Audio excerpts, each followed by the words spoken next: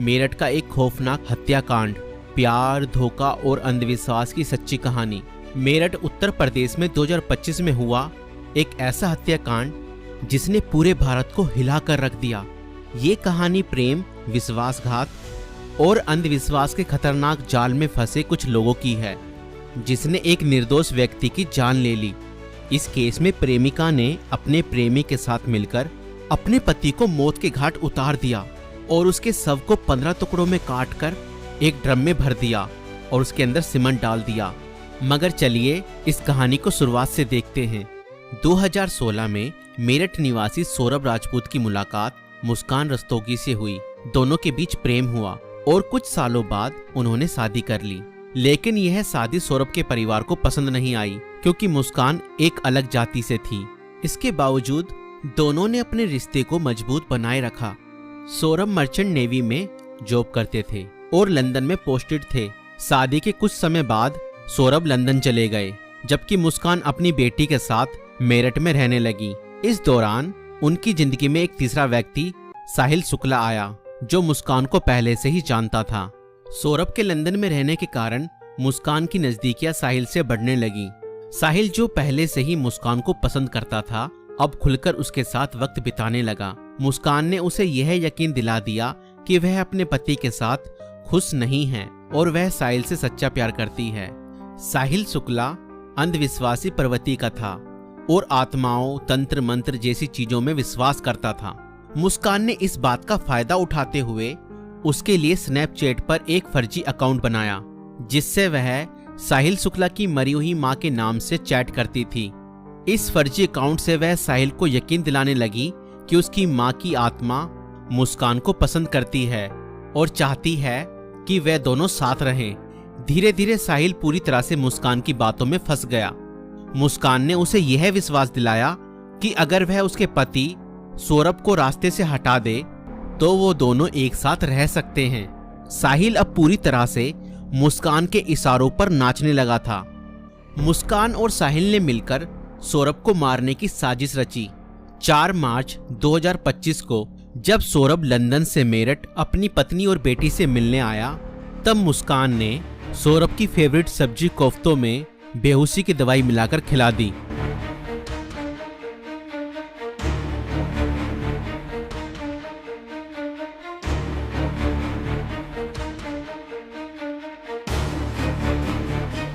और जब सौरभ बेहोशी की हालत में बिस्तर पर पड़ा था, तब मुस्कान ने अपने दोस्त साहिल को बुला लिया और रसोई में जाकर वो बड़ा और धारदार चाकू ले आई, जो मुस्कान और साहिल ने पहले से ही प्लानिंग करके खरीदे हुए थे।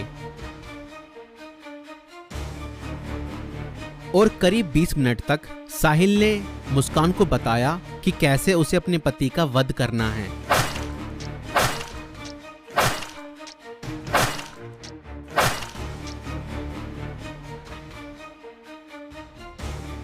और फिर उसके बाद मुस्कान और साहिल ने सोते हुए सौरभ पर हमला किया और उसके हृदय पर 3 बार वार किए।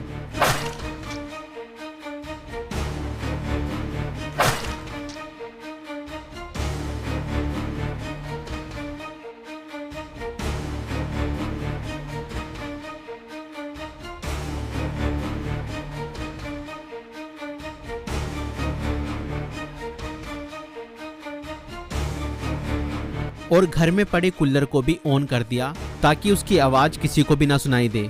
जब उन्होंने सौरभ को खत्म कर दिया, उसके बाद वह उसकी बॉडी को बाथरूम में ले गए।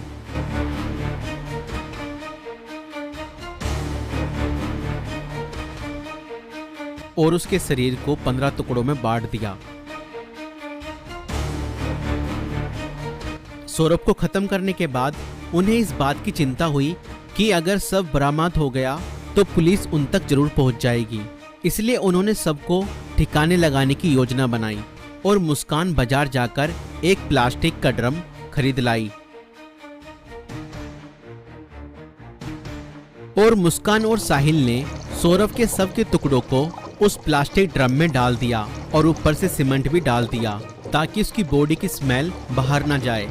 और उसके बाद उन्होंने उस ड्रम को घर के एक कोने में रख दिया। इसके बाद मुस्कान और साहिल ने सौरभ के मोबाइल फोन से उसके सोशल मीडिया अकाउंट को एक्टिव रखा।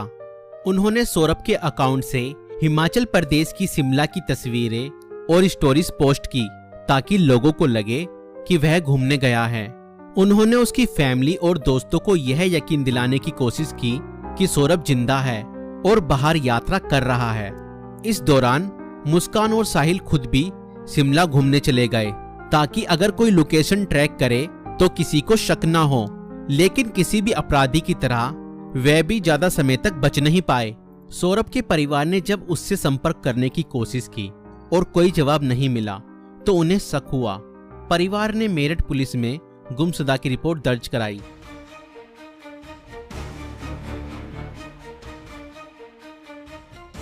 और इसी बीच मुस्कान ने अपने माता पिता को बताया कि शायद सौरभ का मर्डर हुआ है और उसके घर वालों ने ही उसका मर्डर किया है। मगर मुस्कान के पिता ने कहा, नहीं बेटा, किसी के भी घर वाले कितना ही नाराज हो जाएं तो भी ऐसा कदम अपने बेटे के लिए नहीं उठा सकते। बेटा, मुझे सच सच बताओ, सौरभ कहाँ है? मुझे सच्चाई बताओ, मैं किसी से कुछ नहीं कहूँगा। और तब मुस्कान ने अपने पिता को बताया कि उसने और साहिल ने मिलकर सौरभ को खत्म कर दिया है। और इतना सुनते ही मुस्कान के पिता ने पुलिस को सारी खबर बता दी।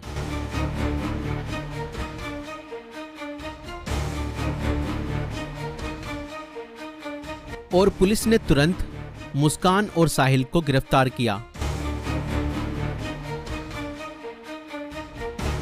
और उस प्लास्टिक ड्रम को भी बरामद किया जिसमें सौरभ के शव के टुकड़े थे।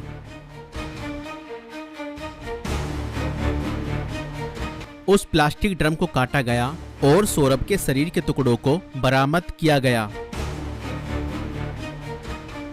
इस खौफनाक हत्या मिस्ट्री का अंत पुलिस द्वारा हत्यारों की गिरफ्तारी के साथ हुआ। पुलिस ने मुस्कान और साहिल को गिरफ्तार कर लिया। दोनों पर हत्या, साजिश और शव को छुपाने के गंभीर आरोप लगाए गए। दोस्तों, ये घटना हमें यह सिखाती है कि अंधविश्वास का अंजाम बहुत बुरा और भयानक होता है। साहिल ने अपनी मां की आत्मा के नाम पर बनाए गए एक फर्जी अकाउंट पर भरोसा किया और हत्या जैसा अपराध कर दिया। और गलत संबंध और रिश्तों का अंजाम बहुत बुरा ही होता है। मुस्कान ने अपने फायदे के लिए साहिल को मानसिक रूप से कंट्रोल किया और हत्या तक करवा दी। और कानून से कोई नहीं बच सकता, चाहे अपराध कितना भी चालाकी से किया जाए। पुलिस की जांच और सबूतों के आधार पर अपराधी पकड़े ही जाते हैं। इसलिए रिश्ते सोच समझकर बनाएं और जीवन साथी चुनने से पहले सामने वाला मानसिक रूप से कैसा व्यक्ति है यह जानने की कोशिश करें। साथी चुनते समय सूरत पर नहीं, सीरत पर ध्यान दें। इस वीडियो को बनाने का उद्देश्य संसार में बढ़ रही बुराइयों से अवगत कराना है। दोस्तों, आपकी इस वीडियो को लेकर क्या राय है हमें कमेंट्स में जरूर बताएं। और ऐसी और वीडियो देखने के लिए हमारे YouTube चैनल को सब्सक्राइब जरूर करें।